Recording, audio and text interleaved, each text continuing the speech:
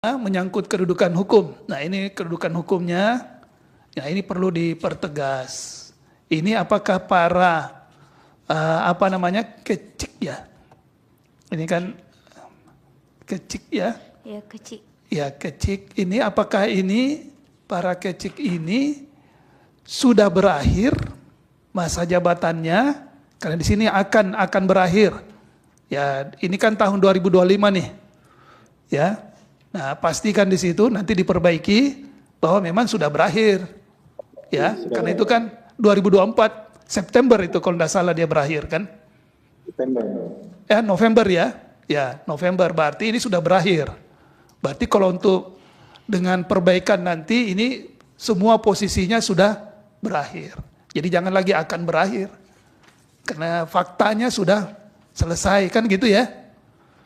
Nah, sehingga inilah yang kemudian dielaborasi ya kaitannya dengan kerugian konstitusional berlakunya norma ini.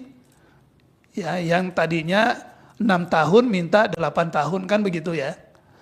Nah, dielaborasi dan dikemukakan ya hubungan sebab akibatnya.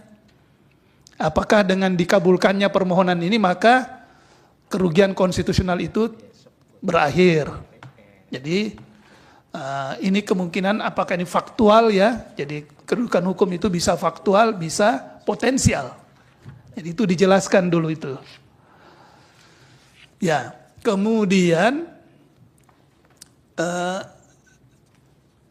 dasar pengujian ya. Jadi yang keenam saya ingin sampaikan dasar pengujiannya. Ini kan ada beberapa nih pasal yang menjadi dasar pengujiannya nih. Ini 1, 2, 3, 4, 5. Nah ini 5-5-nya ini harus dijelaskan. Mengapa? Ya, norma pasal 115 ayat 3 itu bertentangan dengan 5 norma Undang-Undang Dasar. Nah, dijelaskanlah bertentangan dengan pasal 1 ayat 3 karena apa? Bertentangan dengan pasal 27 ayat 1 karena apa? Kan gitu semua itu.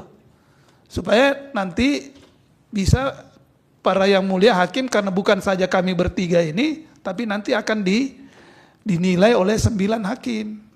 Ya, ini bertentangan karena ini.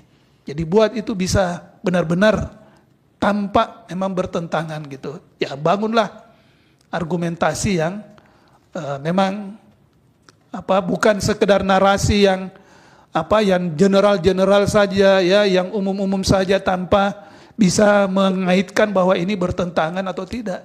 Ini harus dalam menukik gitu ya setiap. Nah, atau mungkin bisa dikurangi dasar pengujiannya, batu ujinya. Jangan banyak-banyak kalau memang menurut Anda, wah ini kayaknya nggak bisa kita bikin alasan yang kuat ini, argumentasi yang kuat nih. Sudah, di drop aja. Ya, karena satu saja bertentangan itu sudah cukup ya untuk menyatakan, mahkamah bisa menyatakan itu inkonstitusional. Kalau memang itu memang benar-benar satu norma itu bertentangan. Jadi tidak perlu banyak-banyak.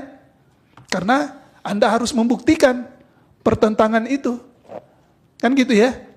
Nah, jadi tolong dipertimbangkan kembali apakah semua ini mau dijadikan sebagai batu ujinya atau dasar pengujian, atau cukup yang benar-benar menurut Anda itu yang menurut Anda ini yang paling kuat pertentangannya gitu. Sehingga yang lainnya bisa di drop saja. Oke, bisa dipahami ya? Oke. Kemudian hal lain,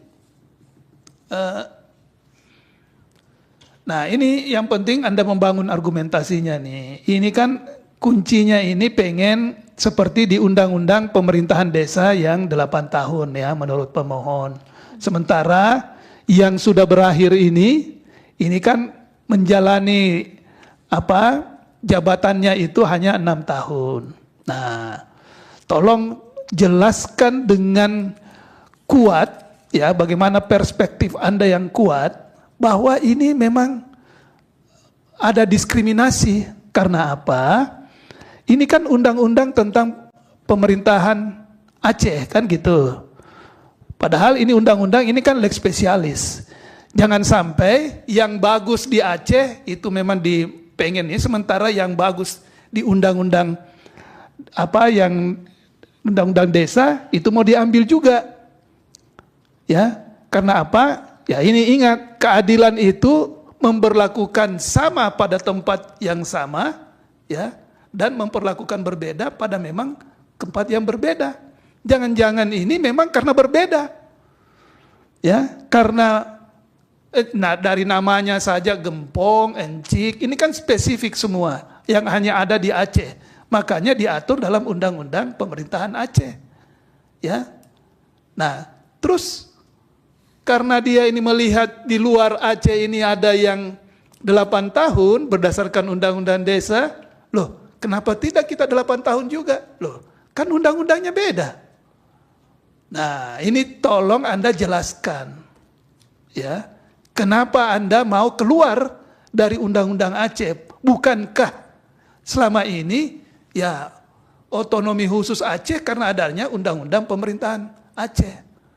Nah ini yang harus dijelaskan ini. Kenapa pemohon ini ya kuasa harus keluar dari undang-undang Aceh.